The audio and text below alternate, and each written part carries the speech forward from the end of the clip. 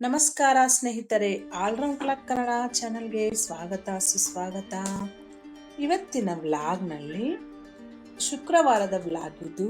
ನಾವು ಫಸ್ಟು ಶುಕ್ರವಾರ ಅಂದ್ರೇ ಪೂಜೆ ಮಾಡೋಷ್ಟಿಗೆ ಸ್ವಲ್ಪ ಲೇಟ್ ಆಯಿತು.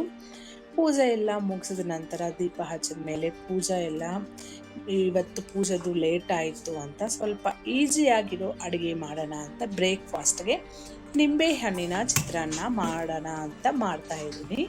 ನಿಂಬೆ ಹಣ್ಣಿನ ಚಿತ್ರಾನ್ನ ಸ್ವಲ್ಪ ಸುಲಭವಾಗಿ ಸರಳ ರೀತಿಯಲ್ಲಿ ಮಾಡಬಹುದು. ನಿಮಗೂ ಎಲ್ಲರಿಗೂ ಗೊತ್ತು. ನಾನು ತಯಾರಿಸಿದ ಚಿತ್ರಾನ್ನ ಮಾತ್ರ ಇವಾಗ ತೋರಿಸ್ತಾ ಇದ್ದೀನಿ ಈ ವ್ಲಾಗ್ನಲ್ಲಿ.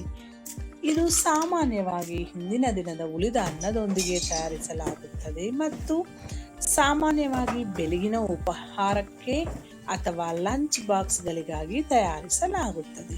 ಇದು ಸುವಾಸನೆಗಳ ಸಂಯೋಜನೆಗೆ ಹೆಸರುವಾಸಿಯಾಗಿದೆ ಮತ್ತು ವಿಶೇಷವಾಗಿ ನಿಂಬೆಹಣ್ಣು ಮತ್ತು ಮೆಣಸಿನಕಾಯಿಗಳಿಂದ ಹುಳಿ ಮತ್ತು ಮಸಾಲೆಯುಕ್ತ ರುಚಿಯನ್ನು ಸೇರಿಸಲಾಗಿದೆ. ನಿಂಬೆಹಣ್ಣಿನ ಚಿತ್ರಾನ್ನ ದಕ್ಷಿಣ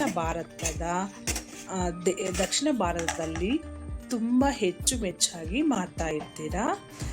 ನಿಂಬೆಹಣ್ಣಿನ ಚಿತ್ರಾನ್ನ ಪಾಕವಿಧಾನ: ದಕ್ಷಿಣ ಭಾರತದ ಚಿತ್ರಾನ್ನ ಮತ್ತು ಗೊಜ್ಜು, ತೆಲುಗಲ್ಲಿ ಇದು ಚಿತ್ರಾನ್ನ ಅಂತ ಕರೆಯುತ್ತಾರೆ. ಈ ಚಿತ್ರಾನ್ನ ಹಂತದ ವಿಡಿಯೋ ಮಾಡಿದ್ದೀನಿ. ಅನ್ನ ಅಥವಾ ಸುವಾಸನೆಯ ಅನ್ನದ ಪಾಕವಿಧಾನಗಳು ಬಹುಶಃ ಭಾರತೀಯ ಪಾಕ ಪದ್ಧತಿಯ ಪ್ರಮುಖ ಆಹಾರಗಳಲ್ಲಿ ಒಂದಾಗಿದೆ. ಇದಕ್ಕೆ ಹಲವು ವಿಧಗಳು ಮತ್ತು ರೂಪಾಂತರಗಳಿವೆ. ಇದು ಸಾಮಾನ್ಯವಾಗಿ ಪಾಕವಿಧಾನದ ಸಂಕೀರ್ಣತೆ ಮತ್ತು ಅದಕ್ಕೆ ಸೇರಿಸಲಾದ ಪದಾರ್ಥಗಳ ಗುಂಪನ್ನು ಅವಲಂಬಿಸಿರುತ್ತದೆ. ಆದಾಗ್ಯೂ ಕೇವಲ ಸರಳ ಮತ್ತು ಸುಲಭವಾದ ಸುವಾಸನೆಯ ಅನ್ನದ ಪಾಕವಿಧಾನಗಳಿವೆ. ನಿಂಬೆಹಣ್ಣಿನ ಚಿತ್ರಾನ್ನ ಅಂತಹ ಒಂದು ಸರಳ ಮತ್ತು ಸುಲಭವಾದ ಪಾಕವಿಧಾನವಾಗಿದೆ. ಈ ಚಿತ್ರಾನ್ನ ಮಾಡೋಕ್ಕೆ ನಾನು ಫಸ್ಟ್ ಕಡಾಯಿ ತಗೊಂಡು ಸ್ವಲ್ಪ ಎಣ್ಣೆ ಹಾಕಿ ಅದಕ್ಕೆ ಸಾಸಿವೆ, ಜೀರಿಗೆ, ಉದ್ದಿನಬೇಳೆ, ಕಡಲೆಬೇಳೆ, ಸ್ವಲ್ಪ ಹಿಂಗು ಹಾಕಿ ಬೇಯಿಸ್ತಾ ಇದ್ದೀನಿ. ಅದು ಬೇಯಿದ ನಂತರ ಸ್ವಲ್ಪ ಕಡಲೆ ಬೀಜ ಹಾಕಿ ಅದು ಸ್ವಲ್ಪ ಡ್ರೈ ಫ್ರೈ ಮಾಡ್ಕೋಬೇಕು. ಸ್ವಲ್ಪ ರೋಸ್ಟ್ ಮಾಡ್ಕೊಂಡ್ಮೇಲೆ ಕರಿಬೇವಿನ ಸೊಪ್ಪು, ಹಸಿಮೆಣಸಿನಕಾಯಿ ಎರಡೂ ಹಾಕಬೇಕು. ಹಸಿಮೆಣಸಿನಕಾಯಿ ಅಂತೂ ತುಂಬ ಇಂಪಾರ್ಟೆಂಟು, ತುಂಬ ಚೆನ್ನಾಗಿರುತ್ತೆ. ನೀವು ಬೇಡ ಅಂದ್ಕೊಂಡ್ರೆ ಒಣಮೆಣಸಿನ್ಕಾಯಿ ಕೂಡ ಹಾಕಬಹುದು. ನಾನು ನಿಂಬೆಹಣ್ಣಿನ ಚಿತ್ರಾನ್ನದ ಪಾಕವಿಧಾನವನ್ನು ಬಹಳ ಹಿಂದೆಯೇ ಪೋಸ್ಟೇ ಮಾಡಿದ್ದೀನಿ. ಈ ವ್ಲಾಗ್ನಲ್ಲಿ ಪ್ರಾರಂಭಿಸಿದಾಗ ನಾನು ಈಸಿಯಾಗಿ ಇವತ್ತು ಶುಕ್ರವಾರದ ನಮ್ಮ ವ್ಲಾಗ್ನಲ್ಲಿ ಈಸಿಯಾಗಿ ಮಾಡ್ಬೋದು ಅಂತ ಇದು ಮಾಡಿದ್ದೆ, ಅಪ್ಲೋಡ್ ಮಾಡ್ತಾ ಇದ್ದೀನಿ. ಇವಾಗ ಸ್ವಲ್ಪ ಚಿಕ್ಕದಾಗಿ ಕಟ್ ಮಾಡಿರೋ ಈರುಳ್ಳಿನೂ ಸಹ ಆಗಬೇಕು. ಅದು ಕೂಡ ಫ್ರೈ ಆದ ನಂತರ ಸ್ವಲ್ಪ ಅರಿಶಿಣ, ಚಿತ್ರಾನ್ನ ಅಂದ್ರೇನೆ ಅರಿಶಿಣ ಪುಡಿ ತುಂಬ ಇಂಪಾರ್ಟೆಂಟ್ ಅಲ್ಲ. ಆ ಅರಿಶಿಣದ ಪುಡಿ ಹಾಕಿ ಹಂಗೆ ನಮಗೆ ರುಚಿಗೆ ತಕ್ಕಷ್ಟು ಉಪ್ಪು ಸಹ ಹಾಕಬೇಕು.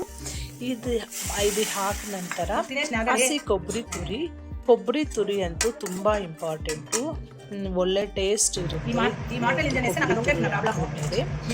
ಇದೆಲ್ಲ ಆದಮೇಲೆ ನಿಂಬೆಹಣ್ಣಿನ ರಸನೂ ಹಾಕಿಬಿಟ್ಟು ಸ್ವಲ್ಪ ಕೊತ್ತಂಬರಿ ಸೊಪ್ಪು ಹಾಕಿ ನಾವು ಮುಂಚೆನೇ ಅನ್ನ ಮಾಡ್ಕೊಂಡಿದ್ದೀವಲ್ವ, ಆ ಅನ್ನ ಸಹ ಮಿಕ್ಸ್ ಮಾಡಿದ್ರೆ ಚಿತ್ರಾನ್ನ ಅಂತೂ ಈಸಿಯಾಗಿ ಸರಳವಾಗಿ ಸ್ವಲ್ಪ ಸಮಯಕ್ಕೆ ರೆಡಿಯಾಗಿದೆ. ಇದಲ್ಲದೆ ಇದನ್ನು ಪ್ರೀಮಿಕ್ಸ್ನೊಂದಿಗೆ ತಯಾರಿಸಲು ನನಗೆ ಉತ್ತಮ ಮಾರ್ಗವಾಗಿದೆ ಅಂದ್ಕೊಂಡ್ರೆ ಪ್ರೀಮಿಕ್ಸ್, ರೆಡಿ ಮಿಕ್ಸ್ ಬೇಕಾಗಿಲ್ಲ. ಇದು ಈಸಿಯಾಗಿ ಸುಲಭವಾಗಿ ಮಾಡ್ಕೋಬಹುದು. ಈ ಎಲ್ಲ ಪದಾರ್ಥಗಳು ಮೂಳೆ ಮಸಾಲೆ ತಯಾರಿಸಿ ಮಾಡಬೇಕಾಗಿರೋ ಈ ನಿಂಬೆಹಣ್ಣಿನ ಚಿತ್ರಾನ್ನ ಇವಾಗ ಸ್ವಲ್ಪ ನಾವು ಗೊಜ್ಜು ಸಹ ಫ್ರಿಜ್ಜಲ್ಲಿ ಇಟ್ಕೋಬಹುದು. ಇನ್ನು ಎಷ್ಟು ರೀತಿಗಳಲ್ಲಿ ಈ ಚಿತ್ರಾನ್ನ ಮಾಡಬಹುದು. ನಾನಿವಾಗ ಅನ್ನ ರೆಡಿಯಾಗಿದೆ ಅಲ್ವಾ, ಚಿತ್ರಾನ್ನ ಎಲ್ಲನೂ ಕಲಿಸ್ಬಿಟ್ಟು ಲಂಚ್ ಬಾಕ್ಸ್ಗೆ ಪ್ರಿಪೇರ್ ಮಾಡ್ತಾ ಇದ್ದೀನಿ. ಲಂಚ್ ಬಾಕ್ಸ್ಗೆಲ್ಲ ಹಾಕಿಬಿಟ್ರೆ ಬ್ರೇಕ್ಫಾಸ್ಟ್ಗೂ ಆಗುತ್ತೆ, ಲಂಚ್ ಬಾಕ್ಸ್ಗೆ ತುಂಬ ಈಸಿಯಾಗಿ ಮಾಡ್ಕೋಬೋದು. ಮೊದಲನೆಯದಾಗಿ ಅನ್ನದ ಗುಣಮಟ್ಟವು ನಿಂಬೆಹಣ್ಣಿನ ಚಿತ್ರಾನ್ನದ ರುಚಿ ಮತ್ತು ಅಂತಿಮ ಉತ್ಪನ್ನಕ್ಕೆ ಕೊಡುಗೆ ನೀಡುತ್ತದೆ. ಅದಕ್ಕೆ ನಾವು ಅನ್ನನ ಯಾವಾಗಾದರೂ ಸ್ವಲ್ಪ ಒದ್ರೊದ್ರಾಗಿ ಮಾಡ್ಕೋಬೇಕು. ನೀವು ಸಹ ಈ ಥರ ಚಿತ್ರಾನ್ನ ಟ್ರೈ ಮಾಡಿ ನೋಡಿ. ನೀವು ಈ ಥರನೇ ಮಾಡ್ತೀರಾ? ಈ ವ್ಲಾಗಲ್ಲಿ ಇವತ್ತಂದರೆ ಬ್ರೇಕ್ಫಾಸ್ಟ್ಗೆ ಚಿತ್ರಾನ್ನ ಅಂತೂ ರೆಡಿ ಆಯಿತು. ನೆಕ್ಸ್ಟ್ ಇವತ್ತು ಶುಕ್ರವಾರ ಅಲ್ವಾ, ನಮ್ಮ ನೈಬರ್ ಮನೆಯಲ್ಲಿ ಸ್ವಲ್ಪ ಪಾರಾಯಣ ಇತ್ತು. ಶುಕ್ರವಾರ ಒಂದೊಂದು ಮನೆಯಲ್ಲಿ ಇರುತ್ತೆ. ಅಲ್ಲಿ ಹೋಗೋಣ ಅಂತ ರೆಡಿಯಾಗಿ ಹೋದ್ವಿ. ಈ ಥರ ಪಾರಾಯಣನೂ ಮುಗಿಸ್ಕೊಂಡು ವಿಷ್ಣು ಸಹಸ್ರನಾಮ, ಲಲಿತಾ ಸಹಸ್ರನಾಮ ಎರಡೂ ಇರುತ್ತೆ. ಇದೆಲ್ಲ ಮುಗಿಸ್ಕೊಂಡು ಬರೋ ಅಷ್ಟಿಗೆ ಮಧ್ಯಾಹ್ನ ಆಯಿತು. ಅಲ್ಲೇ ಸ್ವಲ್ಪ ನಮ್ಮ ಮನೆ ಮುಂದೆ ಗಿಡದ ಹತ್ರ ಈ ನೇರಳೆ ಹಣ್ಣು ಸಿಕ್ತು. ಇದು ತುಂಬ ಸೀಸನಲ್ ಫ್ರೂಟ್ ಅಲ್ವಾ, ತುಂಬ ಒಳ್ಳೆಯದು ಅಲ್ವಾ. ಯಾವಾಗಲೂ ತಿಂತಾ ಇದ್ದರೆ ಸಿಗೋ ಟೈಮಲ್ಲಿ ಎಲ್ಲ ಸೀಸನಲ್ ಫ್ರೂಟ್ಸು ಮಿಸ್ ಮಾಡಬಾರ್ದು. ಅದಕ್ಕೆ ಅದು ತಗೊಂಡು ಅದು ಆ್ಯಕ್ಚುಲಿ ಕ್ಲೀನಾಗಿ ತೊಳೆದಿಟ್ಕೊಂಡು ನೀರಲ್ಲಿ ಉಪ್ಪು ಹಾಕಿ ಈ ಹಣ್ಣು ಹಾಕಿದ್ರೆ ಸ್ವಲ್ಪ 1 ಅವರ್ 2 ಅವರ್ಸ್ ಇದ್ರೂ ನೀರಲ್ಲಿ ಅದು ತುಂಬ ಉಪ್ಪೆಲ್ಲ ಹಿಡ್ಕೊಂಡು ತುಂಬ ಟೇಸ್ಟಿಯಾಗಿರುತ್ತೆ. ತಿನ್ನೋಕ್ಕೆ ಕೂಡ ತುಂಬ ಚೆನ್ನಾಗಿರುತ್ತೆ. ನೀವು ಸಹ ಈ ಹಣ್ಣು ತಗೊಂಡ್ರೆ ಇದಕ್ಕೆ ಉಪ್ಪು ಹಾಕಿ ಸ್ವಲ್ಪ ಹೊತ್ತು ಬಿಟ್ಬಿಡಿ. ಒಂದು 2 ಅವರ್ಸ್ 3 ಅವರ್ಸ್ ಬಿಟ್ರೂ ತುಂಬ ಚೆನ್ನಾಗಿರುತ್ತೆ. ಈ ಸತಿ ಈ ರೀತಿ ಟ್ರೈ. ಇನ್ನು ಹಂಗೆ ಈವ್ನಿಂಗ್ ಆಯಿತು. ಈವ್ನಿಂಗ್ ವಾಕಿಂಗ್ ಹೋಗೋಣ ಅಂತ ಹೋಗ್ತಾ ಇದ್ದೆ. ನಾನು ರೆಗ್ಯುಲರ್ ಆಗಿ ಬೆಳಿಗ್ಗೆ ಸಂಜೆ 2 ಟೈಮು ಹೋಗ್ತೀನಿ, ಗೊತ್ತಲ್ವಾ ನಿಮಗೆ. ಅಲ್ಲೇ ಸ್ವಲ್ಪ ತೋಟಗಳಿದೆ. ಅಲ್ಲಿ ನಮಗೆ ತರಕಾರಿ ಹಣ್ಣು ಎಲ್ಲ ಸಿಗುತ್ತೆ. ಅಲ್ಲಿ ಜಮೀನ್ ಹತ್ರನೇ ಅವರು ಅಲ್ಲೇ ಕಿತ್ಕೊಂಡು ಬರ್ತಾರೆ. ನಾವೇನು ಬೇಕಂದರೆ ಆವಾಗ ನಮಗೆ ಕಿತ್ಕೊಡ್ತಾರೆ ಅವರು. ಅಲ್ಲೇ ಬರ್ತಾ ಇರುವಾಗ ಸ್ವಲ್ಪ ಕರಿಬೇವಿನ ಸೊಪ್ಪು ತಗೊಂಡು ಬಂದೆ. ಕರಿಬೇವಿನ ಸೊಪ್ಪು ಎಷ್ಟು ಫ್ರೆಶ್ ಆಗಿದೆಯೋ ನೋಡಿ. ಈ ರೀತಿ ಇರುವಾಗ ನಾವು ಕ್ಲೀನಾಗಿ ತೊಳೆದಿಟ್ಕೊಂಡು ಒಂದು ಡ್ರೈ ಕ್ಲಾತಲ್ಲಿ ಹಾಕಿಬಿಟ್ಟು ಸ್ವಲ್ಪ ಅರ್ಧ ನೀರಿದ್ರೇನು ಓಕೆ, ಯಾಕಂದರೆ 1 ತಿಂಗಳಾದರೂ ಇರುತ್ತೆ. ಸ್ವಲ್ಪ ಪೂರ್ತಿ ಡ್ರೈ ಆಗಬೇಕು ಅಂತ ಇಲ್ಲ, ಅರ್ಧ ನಮಗೆ ನೀರಿದ್ರೇನು ಚೆನ್ನಾಗಿ ಪ್ರಿಸರ್ವ್ ಮಾಡ್ಕೋಬೋದು ನಾವು. ಈ ಥರ ಪ್ರಿಸರ್ವ್ ಮಾಡಿಕೊಂಡ್ರೆ 1 ತಿಂಗಳಾದರೂ ಬರುತ್ತೆ. ನಾನು ಒಂದು ಬಾಕ್ಸಲ್ಲಿ ಪ್ರಿಸರ್ವ್ ಮಾಡ್ಕೊತಾ ಇದ್ದೀನಿ. ಅದ್ರ ಜೊತೆಗೆ ಸೌತೆಕಾಯಿ ಸಹ ಸಿಕ್ತು. ಸೌತೆಕಾಯಿ ಅಂದರೆ ನಮಗೆ ತುಂಬಾ ಇಷ್ಟ. ನಾನು ರೆಗ್ಯುಲರ್ 3 ಟೈಮ್ಸ್ ನಮ್ಮ ಮೀಲ್ ಟೈಮಲ್ಲಿ ಯಾವಾಗಲೂ ಇರುತ್ತೆ ಇದು ಸೌತೆಕಾಯಿ. ಆರೋಗ್ಯಕ್ಕೆ ಕೂಡ ತುಂಬ ಒಳ್ಳೆಯದು. ಫ್ರೆಶ್ ಆಗಿ ಸಿಕ್ಕಿದ್ರೆ ಒಳ್ಳೆ ಟೇಸ್ಟ್ ಇರುತ್ತೆ. ಇನ್ನೂ ಇಷ್ಟ ಆಗಿರಲ್ಲ ಅಲ್ವಾ ಅಂಥವ್ರೂ ತಿಂತಾರೆ, ಅಷ್ಟು ಚೆನ್ನಾಗಿರುತ್ತೆ. ಎಷ್ಟು ಫ್ರೆಶ್ ಇದ್ದರೆ ಅಷ್ಟು ಚೆನ್ನಾಗಿರುತ್ತೆ ಸೌತೆಕಾಯಿ. ಅದು ಕೂಡ ತಗೊಂಡು ಬಂದೆ. ತಗೊಂಡ್ಬಂದು ಸ್ವಲ್ಪ ನಾವು ಒಂದು ಬಾಕ್ಸಲ್ಲಿ ಸ್ಟೋರ್ ಮಾಡಿಕೊಂಡು ಇಟ್ಕೊಂಡ್ರೆ ಒಂದು 2-3 ಡೇಸ್ ಫ್ರೆಶ್ ಆಗಿ ಇರುತ್ತೆ. ಇವಾಗ ಅಲ್ಲೇ ಗಿಡದಲ್ಲೇ ಕಿತ್ಕೊಂಡು ಬಂದಿರೋದ್ರಿಂದ ಫ್ರೆಶ್ ಆಗಿ 1 ವಾರನೂ ಇರುತ್ತೆ. ನಾನು ಯಾವಾಗಲೂ ಸಿಗುತ್ತಲ್ವಾ, ಅದಕ್ಕೆ 1 kg ಕಡಿಮೆನೇ ತಗೊಂಡು ಬಂದಿದ್ದೀನಿ. ಅದಾದಮೇಲೆ ಕಂಪ್ಲೀಟ್ ಆದಮೇಲೆ ಯಾವಾಗ ಹೋದ್ರೂ ನಮಗೆ ಬೆಳಿಗ್ಗೆ ಸಂಜೆ 2 ಟೈಮು ಇರುತ್ತೆ. ನಮ್ಗೆ ಏನು ಬೇಕಂದರೆ ಎಷ್ಟು ಬೇಕಂದರೆ ಅಷ್ಟೇ ಕಿತ್ಕೊಡ್ತಾರೆ. ಇದನ್ನು ನಾವು ಇವಾಗ ಪ್ರಿಸರ್ವ್ ಮಾಡ್ಕೊತಾ ಇದ್ದೀನಿ. ಇವಾಗ ಸೌತೆಕಾಯಿ ಎಲ್ಲನೂ ಒಂದು ಡಬ್ಬಿಗೆ ಹಾಕಿ ತಿನ್ಕೊತಾ ಇದ್ದೀನಿ. ಸೌತೆಕಾಯಿ ಈ ಥರ ಬಾಕ್ಸಲ್ಲಿ ಹಾಕಿದ್ರೆ 1 ವಾರ ಆದರೂ ಇರುತ್ತೆ. ಇವಾಗ ಇನ್ನು ವಾಕಿಂಗ್ ಎಲ್ಲ ಆಯಿತು, ಇದೆಲ್ಲ ತಗೊಂಡು ಬಂದೆ. ಇನ್ನು ನೈಟ್ಗೆ ಡಿನ್ನರ್ಗೆ ಮಾಡೋಣ ಅಂತ ಸ್ವಲ್ಪ ಸ್ವೀಟ್ ಕಾರ್ನ್ ಇತ್ತು. ಅದರಲ್ಲಿ ರೆಗ್ಯುಲರ್ ಆಗಿ ಯಾವಾಗಲೂ ಬೇಯಿಸೋದು ಈ ಥರನೇ ಬೇರೆದೇನಾದರೂ ಟ್ರೈ ಮಾಡೋಣ ಅಂತ ವಿಭಿನ್ನವಾಗಿ. ಯಾವಾಗಲೂ ಬರೀ ಸ್ವೀಟ್ ಕಾರ್ನೇ ತಿನ್ನೋದು ಬೋರ್ ಆದರೆ ಈ ಥರ ವಿಭಿನ್ನವಾಗಿ ಬಾಯಿಗೆ ರುಚಿ ಎನಿಸುವ ಕಟ್ಲೆಟ್ ಮಾಡಿಕೊಂಡು ಸೇವಿಸಿದರೆ ತುಂಬ ಚೆನ್ನಾಗಿರುತ್ತೆ. ತರಕಾರಿಯ ಮೂಲಕ ನಾವು ಕಟ್ಲೆಟ್ಲೆಲ್ಲನೂ ಟ್ರೈ ಮಾಡ್ತಾ ಇರ್ತೀವಿ. ಈ ಥರ ಸ್ವೀಟ್ ಕಾರ್ನಲ್ಲಿ ಟ್ರೈ ಮಾಡಿ ನೋಡಿ, ತುಂಬ ಚೆನ್ನಾಗಿರುತ್ತೆ. ಇದು ಇವಾಗ ಹಲವು ತರಕಾರಿಗಳಿಂದ ತಯಾರಿಸಬಹುದಾದ ತರಕಾರಿ ಮಸಾಲ ಕಟ್ಲೆಟು. ಈ ರೀತಿ ನಾವು ಸ್ವೀಟ್ ಕಾರ್ನ್ ಕಟ್ಲೆಟ್ ಕೂಡ ಟ್ರೈ ಮಾಡ್ಬೋದು. ಸ್ವೀಟ್ ಕಾರ್ನ್ ಜೊತೆಗೆ ನಾವು ಬ್ರೌನ್ ಬ್ರೆಡ್ ಆದರೂ ಹಂಗೆ ವೀಟ್ ಬ್ರೆಡ್ ಆದರೂ ಯೂಸ್ ಮಾಡ್ಬೋದು. ಯಾಕಂದರೆ ಸ್ವೀಟ್ ಕಾರ್ನ್ ಸ್ವೀಟ್ ಇರೋದ್ರಿಂದ ನಮಗೆ ಬ್ರೌನ್ ಬ್ರೆಡ್ಡು, ಮಲ್ಟಿಗ್ರೈನು, ವೀಟ್ ಈ 3ರಲ್ಲಿ ಯಾವುದು ಯೂಸ್ ಮಾಡಿದ್ರೂ ನಮಗೆ ತುಂಬ ಚೆನ್ನಾಗಿರುತ್ತೆ ಟೇಸ್ಟಿಯಾಗಿ. ಆ್ಯಕ್ಚುಲಿ ಇವಾಗ ಸ್ವೀಟ್ ಕಾರ್ನ್ ತಗೊಂಡು ಫಸ್ಟ್ ನಾವು ಮಿಕ್ಸಿಯಲ್ಲಿ ರುಬ್ಕೋಬೇಕು. ಯಾಕಂದರೆ ಈ ಸ್ವೀಟ್ ಕಾರ್ನ್ ರುಬ್ಬಿದ ನಂತರ ಸ್ವಲ್ಪ ಹಾಲಾಗಿರುತ್ತಲ್ವಾ, ಅದು ಸ್ವಲ್ಪ ಗಟ್ಟಿ ಬರೋಕ್ಕೆ ನಾವು ಬ್ರೆಡ್ ಗಮ್ಸ್ ಪೌಡರ್ ಯೂಸ್ ಮಾಡಬೇಕಾಗುತ್ತೆ. ಅದಕ್ಕೋಸ್ಕರ ಇದು ಕೂಡ ಬ್ರೆಡ್ ಗಮ್ಸ್ ಪೌಡರು ಮನೆಯಲ್ಲಿನೇ ತಯಾರಿಸ್ಕೋಬೋದು ನಾವು. ಈ ರೀತಿ ನಾವು ಮಾಡಿಕೊಂಡು ಎರಡೂ ಮಿಕ್ಸ್ ಮಾಡಿ, ಅದರ ಜೊತೆಗೆ ಇನ್ನು ಕಟ್ಲೆಟ್ ಅಂದರೆ ನಿಮಗೆಲ್ಲರಿಗೂ ಗೊತ್ತು. ಇವಾಗ ಕಟ್ಲೆಟ್ ಅಂದರೆ ಮಸಾಲ ಬೇಕು. ಮಸಾಲ ಕಟ್ಲೆಟ್ ಥರ ಮಾಡೋಣ ಅಂತ ಸ್ವಲ್ಪ ಚಿಕ್ಕದಾಗಿ ಕಟ್ ಮಾಡ್ತಾ ಇದ್ದೀನಿ ಈರುಳ್ಳಿ.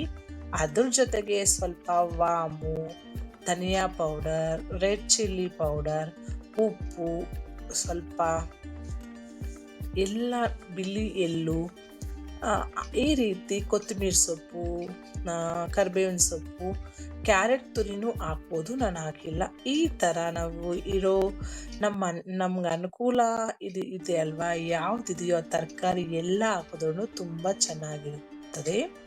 ಇನ್ನು ತರಕಾರಿಯನ್ನೇ ತಿನ್ನದ ಮಕ್ಕಳಿಗೆ, ಯಾವಾಗಲೂ ತರಕಾರಿ ತಿಂದು ಬೇಜಾರಾಗಿರುವ ಹಿರಿಯರಿಗೆ ಸಂಜೆ ವಿಭಿನ್ನವಾಗಿ ಈ ಥರ ಆರೋಗ್ಯಕರ ಸ್ನ್ಯಾಕ್ಸ್ ತಯಾರಿಸಿದರೆ ಸ್ವೀಟ್ ಕಾರ್ನ್ ಕಟ್ಲೆಟ್ ರೆಸಿಪಿ ಅತ್ಯುತ್ತಮ ಆಯ್ಕೆ ಅಂತ ಹೇಳ್ಬೋದು. ಇವಾಗ ಸ್ವೀಟ್ ಕಾರ್ನ್ ಕಟ್ಲೆಟ್ ರೆಸಿಪಿ ಅಂತೂ ಈಸಿಯಾಗಿ ಮಾಡ್ಬೋದು.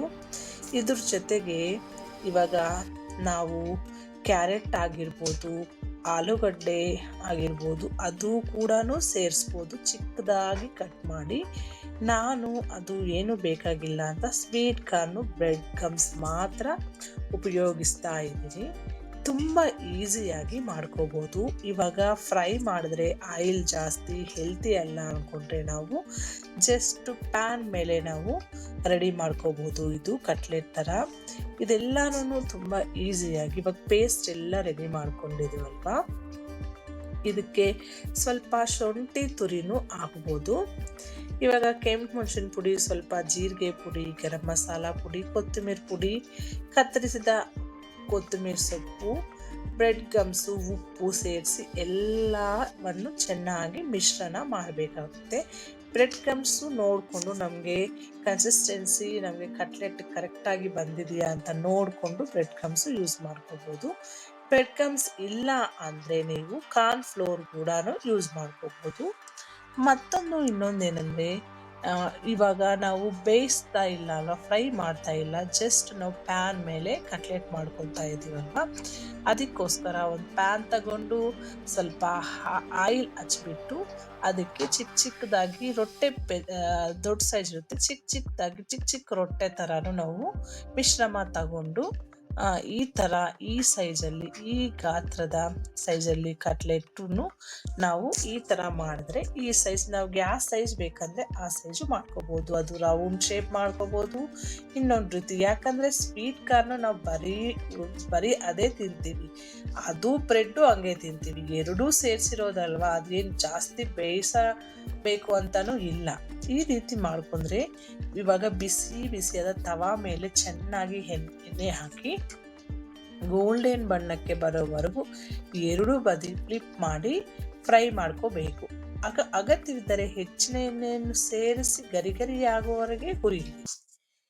ಈಗ ರುಚಿಕರವಾದ ಸ್ವೀಟ್ ಕಾರ್ನ್ ಕಟ್ಲೆಟ್ ಪುದೀನ ಚಟ್ನಿ, ಕೊತ್ತಂಬರಿ ಚಟ್ನಿ, ಹುಣಸೆ ಚಟ್ನಿ, ಟೊಮೊಟೊ ಕೊಚ್ಚಪ್ನೊಂದಿಗೆ ಸವಿಯಲು ಸಿದ್ಧವಾಗಿದೆ.